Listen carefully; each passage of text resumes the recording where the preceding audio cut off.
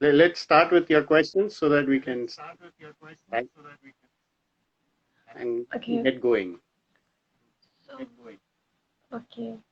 So as we have started this live, this is for everyone who have questions regarding exams or anywhere regarding exams, how to prepare for exams, what to do before exams, what to do after exams. So we have Kishore sir with us. He's going to explain everything that has to be done. He'll be a great mentor, as we all know. So sir, for you, my first question will be, how we need to attempt, what kind of questions, how we need to attempt. Like in case of science, how we need to learn and how we need to attempt those. Say, anything, any exam for that matter. Yes. Right? Yeah, yeah. The first and the foremost thing is like always the preparation. Now the question will be always like whether you are prepared or not. So let's consider both the situations, right? Whether you're prepared or you're not prepared for the exam. What are few things that you should be doing? The first thing I always tell anybody before attempting exam is like you just need to relax. You don't need to worry about whether you're prepared or not. That's all can be done later on if you have to worry at all. Now you are at the examination hall. So if you're relaxed, what happens is your mind, right? Somewhere down the line, like you might have either attended a lecture or right, some teacher might have told you something about that topic. So let's say you're attempting science. So you might have at least gone to science class. So all those things subconsciously starts registering in your mind. Whether you are paying attention, you are not paying attention, it still registers.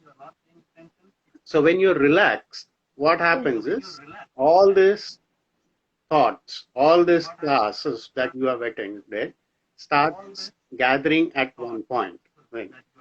And then when you attempt your exam, right, you're absolutely silent and like you're attempting your exam, only those things will start popping up in of your mind, and then like you can attempt your exam very freely and you will be able to give out right the answers as per the best of your knowledge. You know, so relaxing is the best part and the first important thing that you should do. Okay, sir. Thank you. Sir, my next question would be what can be done to clear our exam in the first goal? First go itself. Okay, so Yes. that is the most easiest thing that you can do. Clearing the exam in the first go, so that you don't have to repeat. Now I know, right? A lot of people think like, how can everywhere without any preparation, or how can somebody clear the exam at the first go? Yeah, copying is the part. You just go, right? Hang around somebody and copy. You can pass at the first go. That is only when you're not prepared. But let's say you're prepared and like you have done your preparation for let's say 15 days. Last 15 days you have been studying the subject properly and like you have been attempting. So the first thing that you should do is like when you are attempting your exam, right? Read the question paper properly. That's the most important thing. A lot of times what happens is, right, as soon as we get the exam paper, we immediately start writing the exam. The first question I've read, I'll start. So as and when I'm reading, I'm just starting to attempt the question. Okay. Instead of that, spend a couple of minutes with the question paper. Just go through the question paper, right? And when you go through the question paper, you will be able to very comfortably understand which is the question that you know the best. Attempt that when you know the best. So let's say you're right? Exam question number 5, right, is the best you know. So you attempt that, you write your best exam. The second one, write the next best, you start writing, and so forth. Now, I'll tell you a secret about how the correction happens a lot of times, right? The secret is, right, if somebody, let's say I am correcting the paper, right? I've got a pile of, right, let's say 2000 papers that I need to correct, right?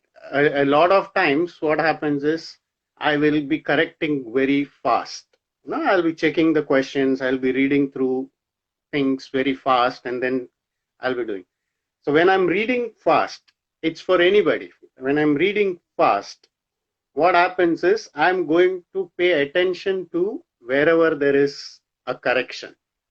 So let's say like you're writing your right answers, and in the middle of the answer you have a correction, right? You just scribbled and then like you wrote it. My attention is directly going to go there. Okay. So then I'll say, oh, this guy has made mistake here, and I'll make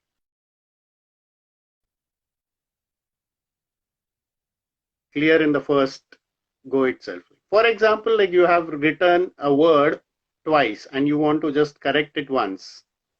Don't do the correction. It's okay. If it is written twice, it is going to go with the flow, right?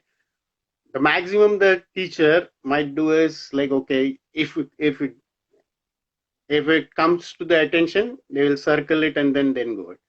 But if it doesn't come to the attention, right, they might just see that the answer is proper and the points which is to be, right, mentioned is correct, they will just go it. And what happens is when you're preparing your exam, right, just ensure that everything that you're preparing, right, you're preparing with a focused mind, right? At least for 5 minutes when you're attempting any subject. So like when you're starting to read anything, right? Read and understand it. So once you understand it, you will be able to write stories about it, right? For example, like if you in science, we're talking about, let's say, understanding neurons. If you understand there are 100 billion neurons and the neurons are responsible for your all the body activities, right? So I have seen answer papers where, right, students write, neurons are the most wonderful thing in the world. Neurons can do wonders in the world, right? And they'll keep on continuing the same thing, right? At least 3, 4 times. But then the answer looks so lengthy, it becomes, right, oh yeah, great. It's like, oh, this guy has made so much of attempt, you know. So all this are, right, the errors that can be solved, can be rectified. And but then look, don't make your own corrections. The teachers are there to correct it. Attempt all the questions that you know. Don't ever say that if I don't know the answer, I'll not attempt it. You will know at least one sentence of that, at least 2 sentences. Go ahead and attempt it. Attempt as many, because if you attempt, the chances of you clearing are then you not attempting. If you just submit a blank paper, right, you're not going to get marks. But right, if you are attempting, you might just say that the teacher who is correcting might say that, oh yeah, the handwriting is really good, let me give half a mark for that. So this way your chances of clearing and increasing marks bit by bit increases. So don't correct anywhere, you are not the one to correct. Okay, the first point. Second point is attempt all the questions that you can. The third point is attempt the best ones that you know the first. So let's say now psychology of somebody attempting or checking the paper. So first, if somebody has written really good, right? So they say that, oh yeah, this answer is wonderful. Second is even better, great. Third is really good, great. Fourth onwards, I know that this student has done really well in the first three. So I probably like rush, flip through the pages and quickly start giving marks. Because I need to also, if I have to correct 2000 papers, right? I need to, and like for every paper, if I'm going to spend, let's say, 1 minute, example, that makes 2000 minutes, right? And that means like just to correct that paper, right? I will have to go through at least 30 hours. So imagine the kind of efforts just to correct paper it says. So what I will do is if I can save, 10 seconds on each paper, I am going to save 2 hours to 3 hours. So attempt the first few questions really well. And then like afterwards, I know of papers which has got stories, but those stories are always at the end and they can correct. So while you're attempting, the initial answers should be really good. So, sir, a Okay. student So question these that is things. coming in. So, a student question that's coming in your mind. If we write story, if we don't know an answer, and we write a story at the beginning and in the end, and write few lines of the answer in between. So, will that work? Yeah, everybody in the world has done that. Okay. So you are not going to be the first person to write story in middle of the answer. Okay. Okay, sir. But then don't do it in the initial part of it. If you do it in the initial part of your answer, then you're gone. Right? A is going to be judged on based on that only. First few answers have to be perfect.